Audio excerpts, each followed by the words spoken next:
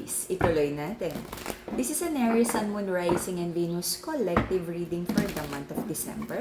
For your personal reading, kindly send me a direct message. Kamusta mga mandirigmang Aries? Kabuhayan, kaperahan, pag-ibig, relasyon, mga kaibigan, mga taong nakapaligid sa'yo. This is an Aries Sun, Moon, Rising, and Venus collective reading for the month of December. Let's see kung ano meron para sa ating mga Aries.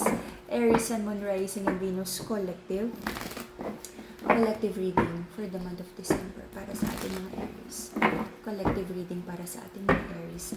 Ang nag-iisang account na Mystic Siren ay Kaya Angeles 11 and messages coming from a different account. Hindi po ako yun. Mag-ingat sa scammers. Alright, Aries.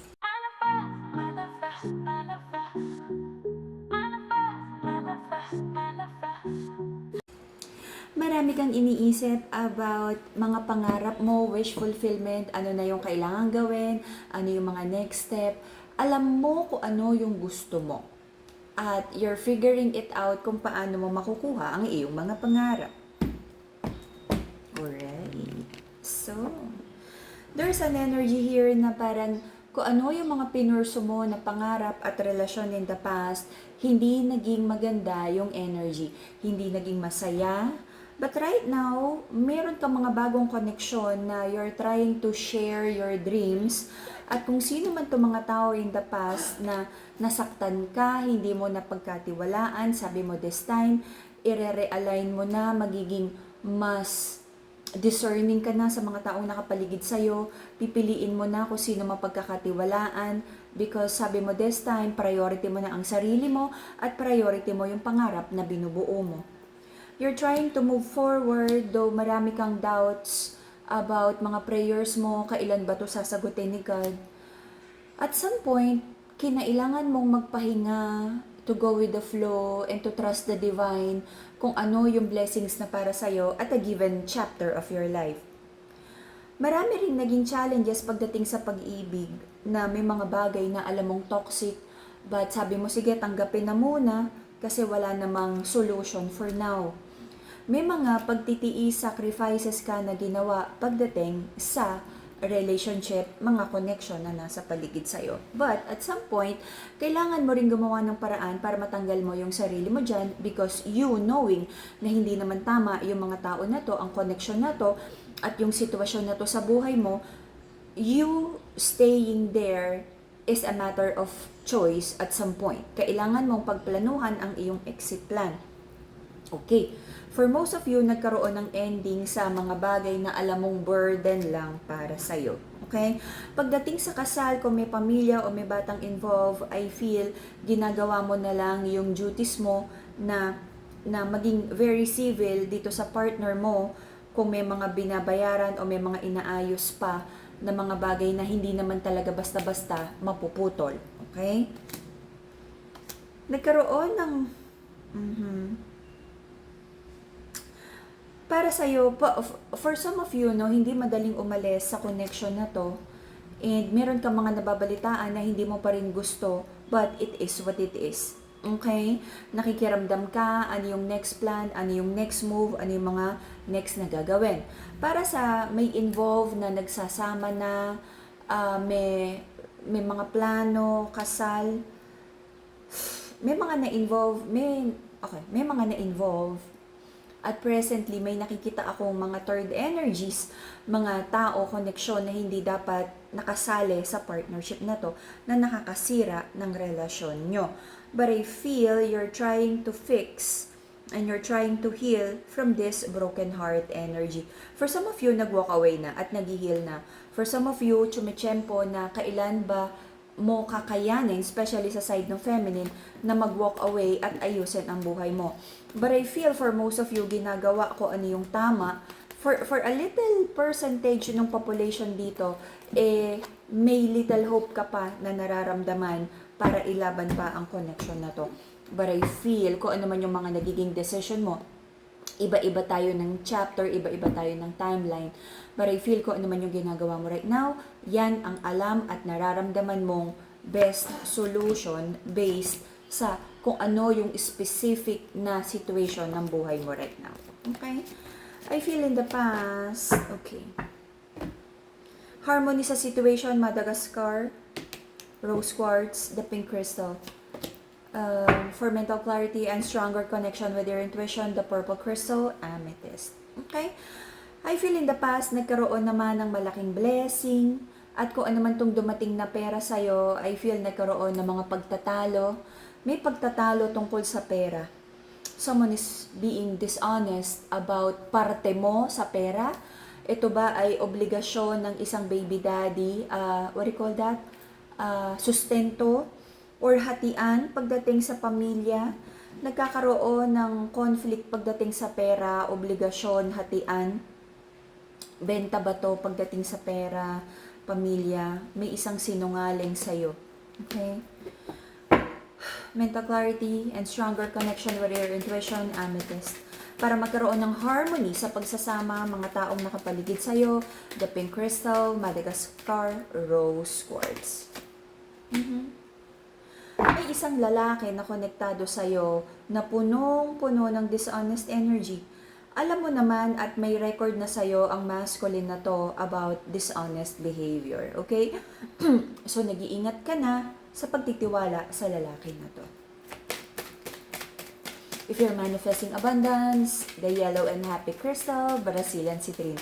Lahat ng crystals natin, authentic, cleanse, and blessed by enlightened guide. Okay, pagdating sa mga taong nakapaligid sa'yo, especially family and romantic connections, you're trying to find the balance. Ayaw mong basta-basta na nagja-jump sa conclusion, iwas away, iwas misunderstanding.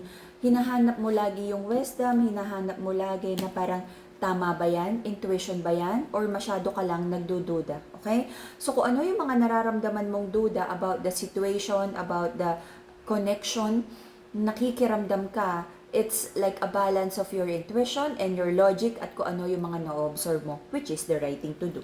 Okay? Again, right now, andito ka, you're trying to investigate, you're trying to bigyan ng wise conclusion ang mga bagay and not just based on your emotions. Okay? Kung dati, jump ka sa conclusion, mapagduda ka, nagagalit ka kaagad, this time, nakikiramdam ka. Marami ding chismis na nakapaligid sa'yo. You're trying to heal from opinion ng ibang tao, chismis, mga naririnig mo na mga opinion, mga hindi magandang sinasabi ng tao tungkol sa'yo. You're a person. I feel napakalaki na ng mga misunderstanding between you and this person na mahalaga sa'yo. Hindi ko na nakikita yung love. This is the Aries energy. Maraming na-reveal na hindi magandang bagay, maraming trust issues, you don't trust each other, maraming masakit na nangyari. So, hindi na madali na ibalik ang tiwala, ang pagmamahal, at yung dating connection na meron kayo. Okay? Meron ka mga doubts kung dapat ba talagang mag-move forward ka na, kalimutan na ang taon na to, or bigyan pa ng another chance and for you to make a move na mag-reconnect ulit sa person na to. Until the end of March, I feel may mga issues about family, but may mga reunion, salo-salo, na maaaring, kumbaga, maging civil sa isa't isa. But meron talagang silent war akong nakikita. Meron kang isang gustong kausapin about conflict, about family situation. Could be nanay energy. Pero sabi mo, napapagod ka na ilaban ang connection na to. Parang if ever na mag-reach out sa'yo to, nanay energy, parang bibigyan mo na lang ng being polite, i-reply, but not... Marami ring trust issues dito, no? For some of you, parang magiging very civil, sige, usap. But may conflict na parang hahayaan na naman na masisweep under the rug, na mag-uusap na parang wala lang nangyari. Healthy ba talaga yon? Tama ba talaga yon? Na magkunwari, na bate, na magkunwari na okay ka lang? Okay?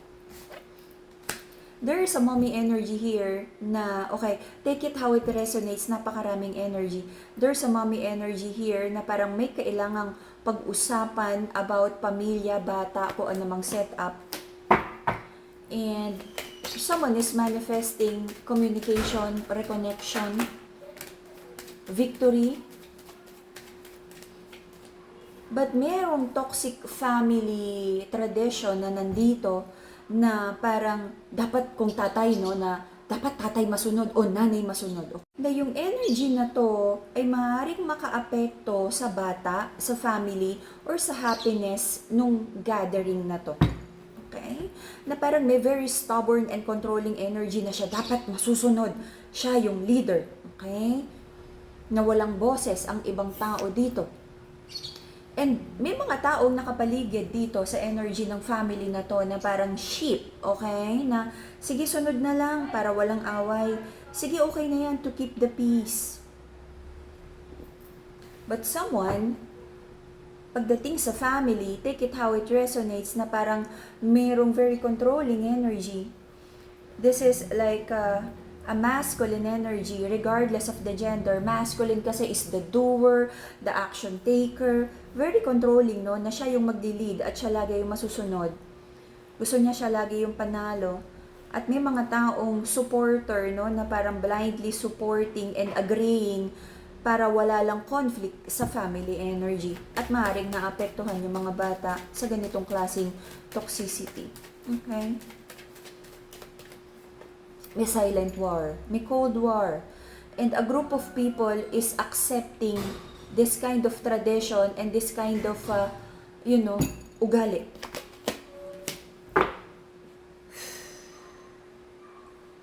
Okay.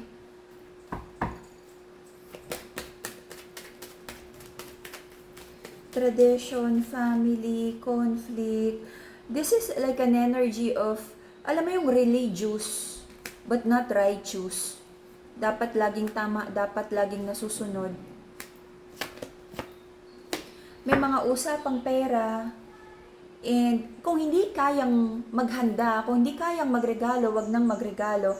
Because there's an energy na parang mas priority dapat na magtipid kesa magpasikat or to people please na dapat dahil Pasko, i-keep yung tradition na maraming handa at dapat bongga ang regalo.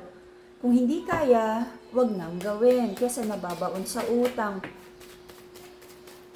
I-prioritize ang ipon. Kasi after this, like one day ng Christmas or New Year, may mga kailangang pagbayaran like insurance, tuition o kung ano man na dapat talagang paglaanan ng ipon. Hindi naman kailangang makapag-post lang sa social media na meron kang macaroni salad or kung ano man, may lechon ka dyan, di ba? I-prioritize ang mga necessities. Okay? There should be a wise decision about spending habits, hindi kailangang magpasikat, but kailangang i-prioritize ko ano talaga at saan talaga dapat ilagay ang hard-earned money. Meron din dito na dapat si ganito yung masunod. Sabi ni tatay o sabi ni nanay, dapat ganito yung handa. Sabi ni ganon, dapat dito masunod, dapat restaurant, dapat maganda, dapat ganon daw yung regalo. Okay? Pag hindi kaya, hindi kaya. And this is like parang may isang taong laging nasusunod sa pamilya na, sabi dapat swimming, dapat ganito, dapat out of town, dapat ganon, dapat out of the country. Kung hindi kaya, wag. Kung merong gustong like to keep their peace, hayaan. Kasi parang this is like an obligasyon na dapat ganito yung gawin sa tradition na walang pilitan. Okay?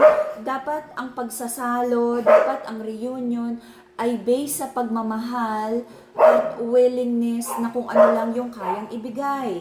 Kung ano lang yung alam mo yun, parang minsan parang yung isa nasa Davao na kailangan umuwi, kailangan kasama lahat ng pamilya. Paano kung hindi naman talaga kaya? Or yung isa nasa Amerika o nasa Dubai na dapat umuwi dahil sabi ni tatay, okay? Manage yung mga bagay na dapat, ang aso kong mahilig mag-commercial. Okay, so, kung ano yung kaya, kung anong kaya ng budget, yun ang sundin. Okay? Because meron ditong, hayaan mo yung mga taga-Amerika umuwi. O yung mga taga-Davao, dapat. Okay, pumunta dito. O sabi ni ganon, dapat restaurant, dapat ganito, o dapat pag-ambagan. O ikaw, single ka naman, ikaw ang sumagot nito. Ano mo naman yung ate mo, may pamilya yan. Wag mo nang pasagutin. Ikaw naman ang single, ikaw magbayad lahat. Okay? find the balance, at maging healthy. You communicate it really, kung ano yung kaya, kung ano yung gusto, kung ano yung tao sa puso. Kung ano man yung toxic tradition na dapat masunod to, putulin yan. Hindi healthy. Okay? The breaking of the toxic cycle ends this 2025. Okay? So, and I'm praying na magkaroon ng happy, peaceful, abundant, at happy reunion. Pag-usapang mabuti. Lahat, most of the time, nadadaan sa pag-uusap. Matitigil lang naman yung toxicity and being controlling ng tao na to kung yung group of people na dating sumusuporta sa controlling behavior ng tao na to ay matatapos na din. Okay? Nadadaan sa paliwanag. Kung hindi kaya, hindi kaya. Alrighty? And that would be the Aries reading for the month of December. Merry Christmas sa ating mga Aries. For your personal reading, PM lang, at para sa ating mga crystals. Hopefully, ang December bonus reading ay mas maganda. Bye-bye, Aries!